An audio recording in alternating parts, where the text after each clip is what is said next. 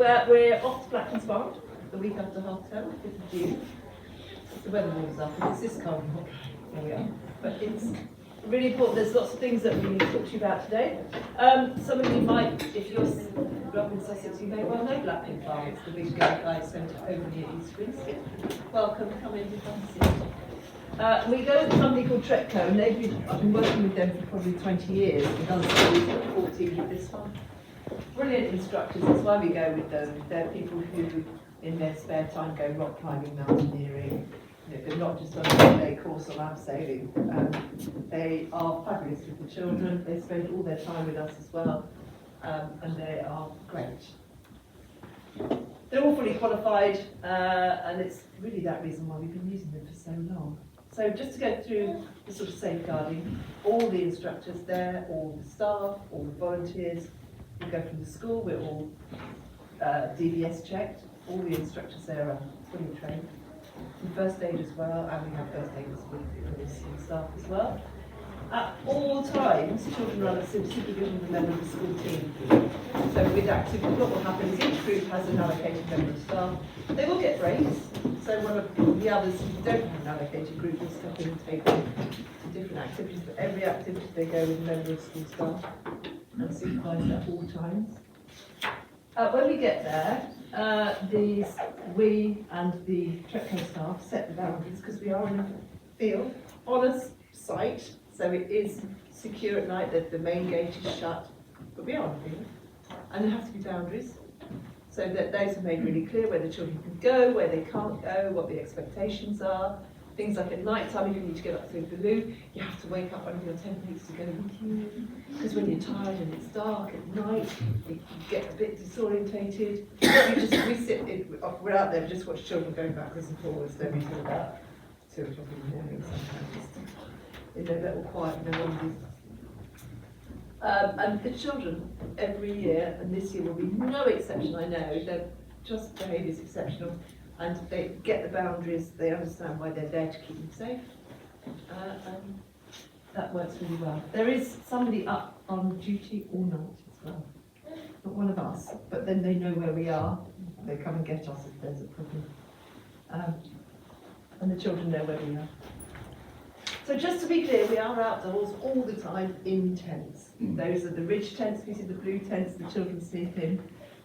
This is the large marquee where we have meals and some activities.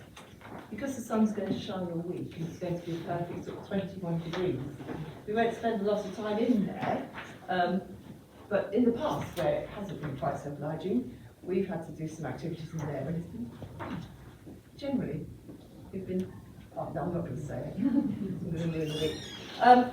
So each day, the children will have 3 activities and 1 evening activity, and the activities last a couple of hours.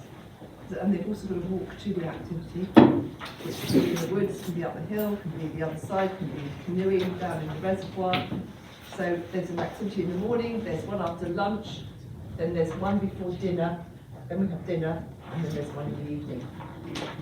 The most exciting one being heart regulation, isn't it? Usually, I find it quite terrifying. Tuesday, Wednesday. It's a wide game that adults versus staff. Adults versus staff, that would be good. We don't take it seriously at all. I've got a sore shoulder. Have you? Can you get some treatment there before we go? It's the adults, instructors and staff versus the children. And I'm just telling you now, children, the children have never won. So, you know, got work to do there. But there's lots of evening activities, fun. There's campfire, there's a night hike, there's Olympics usually that we do. It's great fun. Joyous. It's really good. There is a bit of downtime in between, not a lot, but enough for them to have fun. The children, you know, they're 10, 11, they need a little bit of time in between to talk to their mates, read a book, have a toast. Some of them as we go on the week. Lots of cricket, very popular. Cricket, yeah, was massive last year, wasn't it? Yeah. The way the tents are organised, and we're in this sort of field area, they're all round the side, so the middle area is like this the area where children play cricket and all sorts of things go on, Camp Olympics and these things. We come together for meal times, breakfast, lunchtime and dinner time, where we eat in the marquee. Breakfast is usually a cooked breakfast. delirious over bread. Must say tip off. Yeah. Lunches is well, it used to be sandwiches, but last year it had really escalated to other pizzas, baguettes, and salads, and all sorts of stuff. And then the meal in the evening is really good hearty food. It's kind of bolognese, meatballs, chicken casseroles type food. It isn't stuffed with chips. It's proper. It's made off site, but it's proper homemade food made from scratch, and it's really good and plentiful.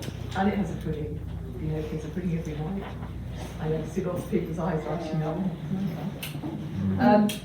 If you've got particular food tolerances, allergies, some preferences at times, as we know that some children sometimes can struggle with certain food.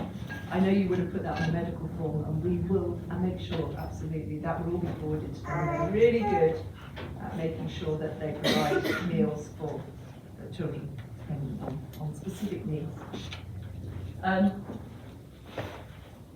The children learn because the food arrives in a little van, so they start learning, don't they? It's about 7 o'clock, the little blue van turns up and it's food time. There's a bit of a long gap between lunchtime, which is about 1 o'clock, and dinner time, which is about 7. And I'll come on to how we feel about later. It's a picture of the campsite. This was obviously last year, which was the sun shone. There's a real range of activities, and it isn't about achieving everything. It's about exploring their limits, trying new things, sometimes overcoming fears. This particular one is rock scrambling. If any of you know Weirwood Reservoir, this is the green sand rocks up above that.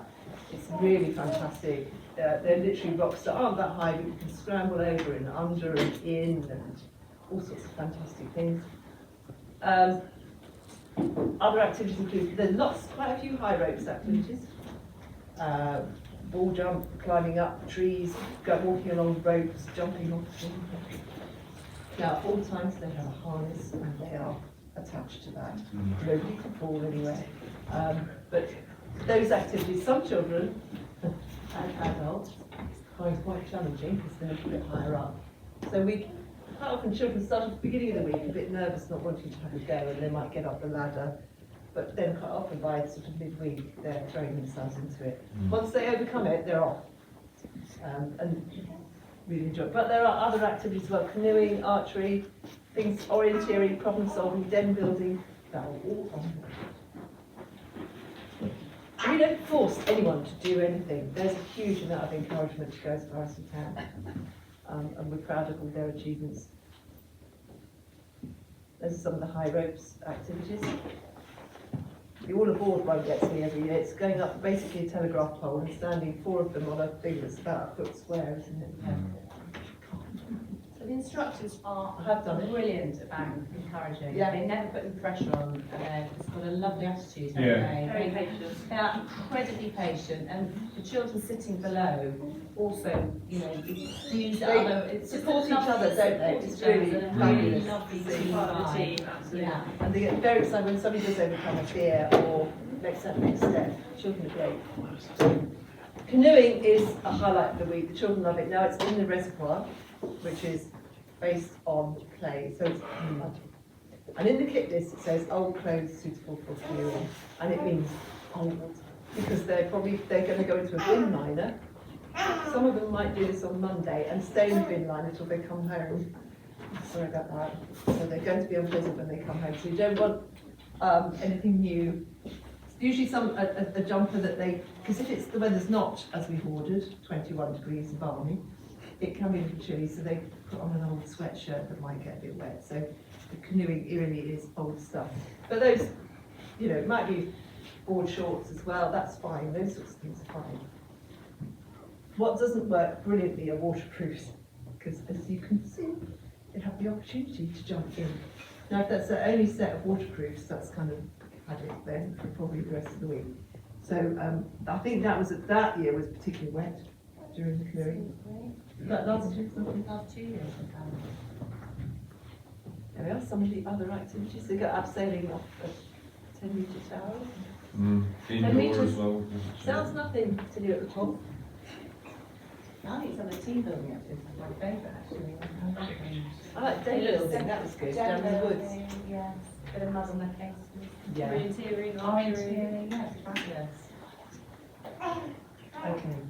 So equipment, things that they need. We have sent the list home, but it's really worth going through what is actually, we need all of those things, but some are really important.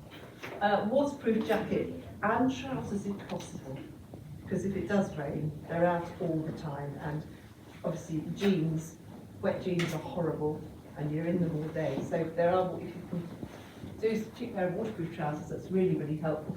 And warm clothes for night time.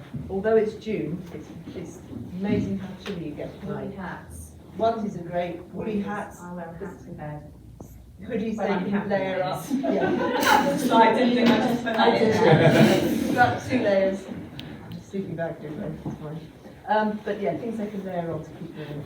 So probably a number of older sweatshirts, hoodies, sort of things are good. They'll also have their, if you've ordered one, and we hopefully we want to get one, the school leavers hoodies, which tend to get worn all week and come back on Friday. Last year's colour was terrible, it was pale blue. They looked sort of yucky by Wednesday, didn't they? Sun cream, really important, because again, although we're worried about the rain, if it's 21 degrees and sun shining all week, or we've had it hot enough, obviously we have to manage them in the sun and sun cream for your particular child. You know what suits them. Factors 50 is ideal for you. The spray is really useful as well, especially Yeah. for us, because we can make But sure not it's to us, because they are out all day, so it's really important. Those things, plate, bowl, knife, fork, drying up cloth, they will be washing up their own plates and drying them up. They'll need a packed lunch for the first day, because when we get their first activity, off they go, come back, have their packed lunch, and then of course from there on the food's provided. Sleeping bag, pillow is quite important, or some kind of squishy something to sleep on.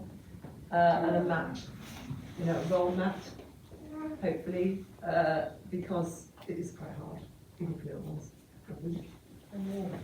And it keeps, it keeps them warm. As mentioned before, very old clothes, wellies are really useful because the dew, the grass is not terribly long, but it's always wet in the morning.